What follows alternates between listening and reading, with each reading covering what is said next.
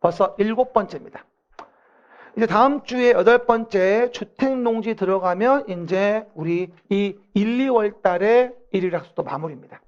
그리고 아까 시작할 때 얘기했다시피 3, 4월의 일일학습은 그림책, 빈칸 노트를 활용해서 진행할 겁니다. 새로운 아이템이 생겼어요. 그렇게 한번 해보자고. 재밌어 그것도 해보면. 내가 오늘 원고 마무리할 거야. 됐고 해봅니다. 첫 번째 봐요. 일단 뭐가 나왔느냐? 공작물, 분리된 공작물인데 축조 신고하는 공작물을 물어본 거죠. 그럼 첫 번째 사광 장기첨. 시작. 사광 장기첨. 4m를 넘는 광고판, 광고탑, 장식탑, 기념탑, 첨탑. 그리고 6m를 넘는 주거상업지역 설치하는 통신용 철탑. 골프 연습장 철탑이면 그냥 6m인데 통신용이면 주거상업을 얘기합니다. 알겠죠? 저는 제가 봤을 땐 축조신고 공작물 한번 나올 때가 됐다고 봅니다. 두 번째 봅시다. 다중이용 건축물과 준다중이용 건축물도 굉장히 중요하죠. 다중이용, 준다중이용 건축물입니다. 일단 바닥 면적의 합계가 5,000제곱미터. 다중이용 문종판. 기억나요? 문, 종, 판. 그럼 판은 뭐야? 그렇지. 판매시설. 문종판, 운, 의수기지, 의료시설 중 종합병원. 종합병원. 그리고 숙박시설 중 관광, 숙박시설. 문종판, 운, 의수기 5,000제곱미터 이상. 시작. 문종판, 운, 의수기 5,000제곱미터 이상 또는 얼마? 16층 이상. 또는 16층 이상. 16층 이상이면 몇 용도 관계없이 다 뭐로 봐주겠다? 다중이용 건축물로 봐주겠다. 꼭 잘 보시고 암기해주시고. 그 다음에 준다중이용 나올 때 주의하실 거 다중이용 건축물 외의 건축물. 시작. 다중이용 건축물 외의 건축물로서 기억나요? 교노동 위관장. 시작. 교노동 위관장 등의 시설로서 1천 이상. 한 번 더. 교노동 교육연구 노유자 시설이에요. 교노동 위관장 위락시설. 그 다음에 관광휴게와 장례시설 등이 있는데 얼마? 1,000제곱미터 이상. 됐죠? 교노동 위관장 1천 이상. 다중이용 외의 것으로서. 됐습니까? 다중이용, 준다중이용 잘 구분하세요. 자, 문종판, 운, 의수은 겹치니까 제가 등자로 처리했어요. 이해가셨습니까? 라고 이해하시고. 그 다음에 내용의 4번입니다.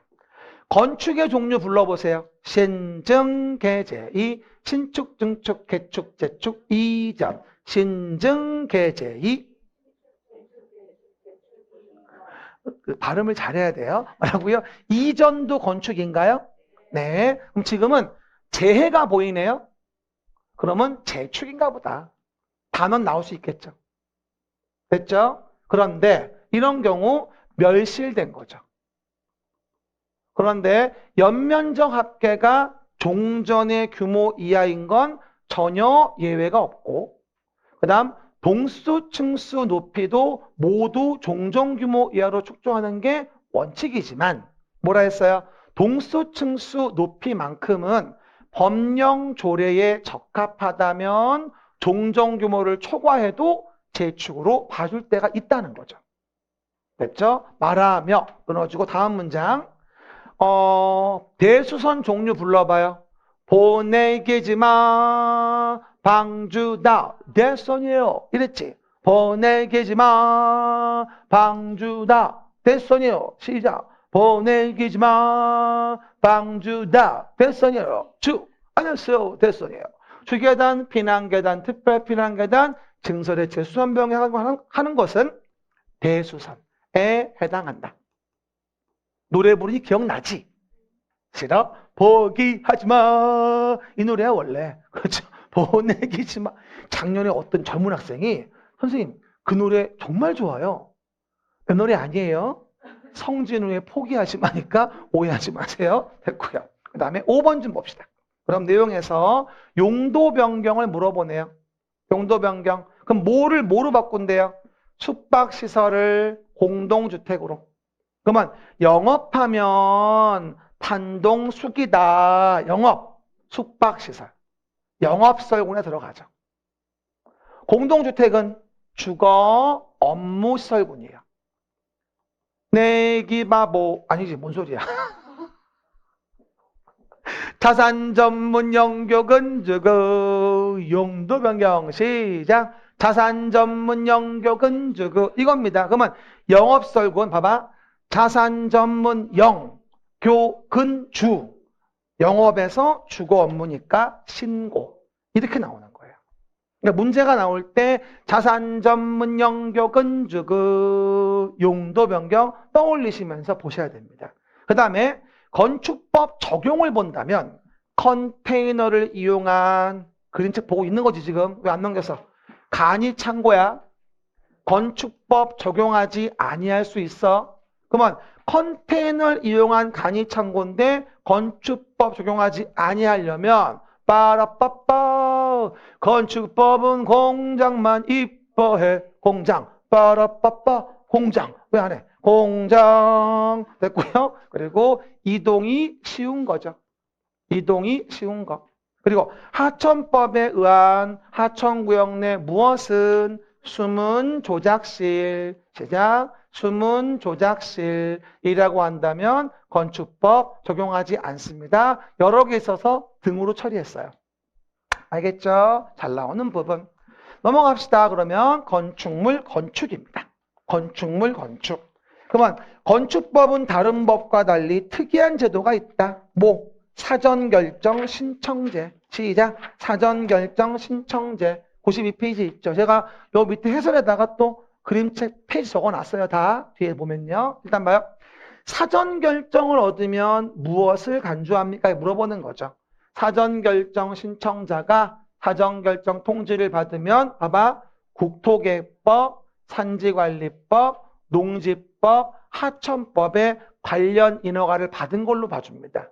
국산 농화를 간주한다. 시작. 국산 농화를 간주한다. 그럴 때 국토계획법에는 개발행위 허가를 받은 걸로 봐주고 산지관리법은 산지 전용 허가 등을 받은 걸로 봐주는데 보전산지는 도시지역만 해당하며 농지법에 농지 전용 허가 등을 간주해주며 하천법에 하천 점용 허가라는 것에 대한 부분을 받은 걸로 봐주겠다. 국산 농화를 간주한다. 하지만 뭐는 없다고? 도로법은 없어요. 도로법의 점용허가는 사전결정으로 건물 짓는 게 아니기 때문에 도로 조명을 인용할 이유가 없습니다. 알겠습니까? 그렇게 이해해 보시고 8번 완전 중요하죠. 92 오른쪽 밑에 도지사에게 승인받는 규정. 시장군수는 자연환경 수질보호를 위해서 도지사가 지정공고하는 구역인데 3층 이상이라거나 연면적 1톤 이상 건축물에 대한 부분을 허가하려면 뭐하죠? 도지사 승인을 받아라. 큰 건물이 아니라고 하더라도 뭐 했어요? 위수기, 위락시설, 위수기, 셋째 언니, 위수기, 공동주택, 그 다음에 일반 음식점, 그 다음에 일반 업무시설. 이거 꼭 외워야 돼. 작년도에 평가서 문제였어요, 이게. 그래서 전 느낌이 괜찮아, 이거. 4가지. 위수기하고 공동주택, 일반 음식점, 일반 업무시설. 이 4가지는 자연환경 소질보호를 위할 때 허가하려면 도의 승인을 받게 합니다. 21층 이상 등 큰 건물이 아니라고 하더라도. 안다스텐? 됐죠? 그 얘기들 보시면 되고요. 그 다음 또 93페이지 왼쪽 위에 안전영향평가. 시작. 안전영향평가. 9번 문제죠. 보십니다. 그럼 봐요. 안전영향평가 기관의 허가권자는 뭐다? 의뢰하여 안전영향평가를 실시해줘라. 그래서 초고층 건축물이라거나 10만 이상으로서 16층 이상. 초고층이라거나 10만 제곱미터 이상으로서 16층 이상. 이게 특광의 허가와 되게 헷갈려요. 이해갑니까? 그거 주의하셔야 돼. 초고층 아니면 이런 요건 맞을 때 안전영향평가기관에 의뢰하여 실시해줘야 한다. 그 다음 93페이지 정 가운데 건축허가나 착공을 뭐한대? 제한. 키워드 좀 잡아. 제한. 하는 경우 제한 기간은 몇 년? 2년. 거기 써져 있어. 93페이지 왼쪽에.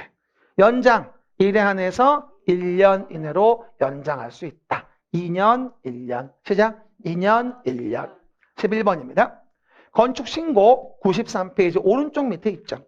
그럼 키워드는 뭐가 되어지죠? 아하, 신고하면 허가받은 것으로 본다. 이거죠. 신고하면 허가받은 것으로 본다. 그럼 봐요. 바닥 면적 합계가 증계 재축인데 얼마면? 85제곱미터 이내의 것이라면. 또 관농자에 대한 비도시에서 연면적 200제곱미터 미만이고 층수가 3층 미만의 동시만족인 거죠. 그러면 신고하면 허가받은 거로 본다. 그렇죠? 건축이니까. 건축. 관농자의 비도시에서 200 미만 앤드 3층 미만이면 신고하고 하는구나. 93 오른쪽 밑에 확인하면서 봐요. 가리지 말고. 가리면 기억 안 나요. 알았죠? 잘 펼쳐보십니다. 넘어갑니다. 조경 문제가 나옵니다. 대지의 조경을 안 할 수 있어요. 95페이지. 이거 중에 가장 잘 나오는 거. 연면적 합계 1500 미만의 물류시설. 조경 조치하지 아니할 수 있다. 하지만 어디라고 한다면 조경을 해야 된다? 주거지역과 상업지역. 시작. 주거지역과 상업지역에서 건축하는 거라고 한다면 조경 조치를 해줘야 합니다라고 얘기하는 거죠. 그리고 요번에 또 3월달 모고에 나올 얘기들 건축 대지와 도로와의 관계에 대한 부분의 강화 규정. 그렇죠? 건축물 대지는 얼마? 4m 이상 도로에 2m 이상 접하는 게 원칙입니다. 하지만 큰 건물 연면적 합계 얼마? 2,000. 공장은 3,000. 제곱미터인 뭐다? 건축물 이상이라고 한다면 너비 6m 이상 도로에 4m 이상을 접해줘야 합니다라고 얘기하는 거죠. 6m, 4m가 빵꾸 나 있을 거예요. 3월 모고에 맞추시고요. 회계. 그 다음에 14번입니다. 건축선 관련된 거 96페이지 왼쪽 밑에 있죠. 건축 제한. 건축물하고 담장은 시작. 건축물하고 담장은 건축선 수직면 넘어서는 아니 됩니다. 다만 어디는 관계없다. 지표 아래 부분 위, 아래 이러면 안 됩니다. 위는 관계 있고요. 아래가 관계 없다는 얘기입니다. 아래 부분은 그러하지 않다. 그리고 도로면으로부터 얼마요? 4.5m 이하인 부분의 출입구 창문은 열고 닫을 때라도 건축선 수직면 넘어서는 아니 됩니다. 4.5 이하. 응용지문 나올 때 주의하셔야 됩니다. 아셨죠? 5m인 건 넘어와도 됩니다. 3m인 건 넘어오면 안 됩니다. 4.5 이하인지 넘었는지 확인해 봐야 되겠죠. 거기 95페이지, 6페이지, 96페이지 오른쪽에 있는 구조 안전 확인. 확인합시다.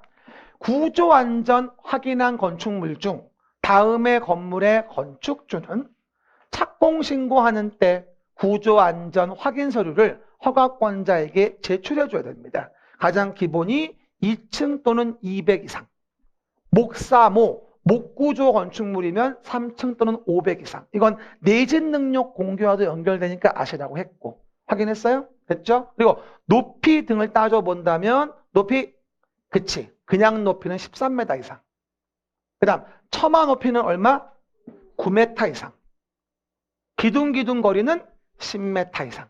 몇 가지만 외워놓읍시다. 됐습니까? 그 정도는 이렇게 제출해줘야 되고.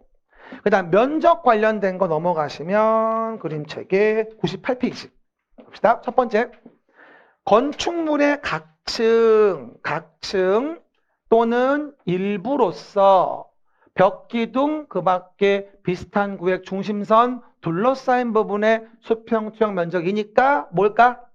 그렇지. 오, 바닥 면적이 누가 대지래. 뭐라고요? 바닥 면적. 각층마다 있는 면적, 건물에. 일부일 수도 있고, 바닥 면적. 근데 그런 바닥 면적은 뭐일 때? 벽기둥 구획이 없어. 주유소처럼 정가운데만 기둥이 있고, 외곽 부분에 기둥벽이 없으니까. 그런 경우라면 몇 m? 1m를 후퇴한 선으로 둘러싸인 면적. 제가 그림도 넣어놨어. 그림책에다가. 알겠습니까? 그 정도 이해하시고. 1조 제한입니다. 17번 관련된 거 99페이지입니다. 하나 물어봐요. 정북 방향의 1조 등의 확보를 위한 건축물 높이 제한. 1조가 중요한 지역이 어디라고? 전용 주거와 그렇지 일반 주거. 준주거 아니야. 전용 주거와 일반 주거 지역에서 건축물을 건축하는 경우 1조 확보를 위해서 봐. 포인트. 이하야. 이하를 맞다면 9m 이하구나. 그러면 정북 방향 인접대지 경계로부터 얼마? 1.5m 이상을 띄어 건축해야 되겠네. 이 단어 하나로 끝나는 거야, 사실은. 이하냐, 아니냐. 이해가셨죠? 그 얘기. 그 다음, 특별 건축구역에 대해서 무엇을 적용하지 않겠느냐? 100페이지 왼쪽에 나오죠? 하단에. 작년 기출 그대로죠. 그러면 특별 건축구역에서 건축하는 건축물에는 대지의 뭐다? 조경, 건폐율, 용적률, 그 다음 대지 안의 공지, 건축물 높이 제한, 1조 확보를 위한 건축물 높이 제한 이런 것 등은 적용하지 아니할 수 있다. 특별 건축구역이라는 이유만으로. 그렇죠? 대지 분할 제한 같은 거 대지와 도로와의 관계는 특별 건축구역이라는 이유로 배제하는 건 아니죠. 알겠습니까? 아까 얘기했었고 19번 완전 중요합니다. 이행강제금입니다. 100페이지 가운데 이행강제금 완전 기출. 한번 쳐보자봐요. 주거용 건축물 등이라고 나오죠. 주거용 건축물의 이행강제금은 부과금액의 몇 분의 몇 범위 내에서 조례가 정하는 금액을 부과한다. 좀 봐주는 거죠. 얼마일 때? 60제곱미터 이하의 주거용 건축물. 얼마? 2분의 1 범위 안에서. 그리고 이런 주거용 건물이어도 부과 횟수에 대한 특례는 없습니다. 지금은 무조건 1년에 2회 이내로 시정명령 이행될 때까지 강제금을 부과징수할 수 있다. 조그만 건물이라고 조그만 주거용이라고 빼주는 거는 금액이야. 2분의 1 범위 내에서. 횟수가 아니라고. 횟수는 무조건 뭐야? 1년에 2회 이내. 이해 가셨죠? 그 점 명심하시고. 마지막 건축 분쟁 전문위원회. 건축물 건축 등 관련해서 분쟁의 조정 여정을 위해서 어디다가? 국토교통부에. 시도시군구 아니야. 분쟁 전문위원회는 뭐다? 국토교통부에 두는 거야. 분쟁 전문위원회를 둔다. 이 경우 당사자가 조정안을 수락하고 조정서에 기명 날인하면 조정서의 내용은 뭐랑? 재판상 화해. 나 이거 느낌이 아주 좋아. 정말 깜짝 놀랄 수 있을 거야. 뭐라고요? 재판상 화해와 같은 효력이 있다. 동일한 합의가 있는 것에 불과한 것이 아니고. 알겠습니까? 이게 바로 건축법에 대한 오늘의 1일 학습이었습니다. 오늘 너무 수고하셨습니다. 다음 종강입니다. 수고하셨습니다.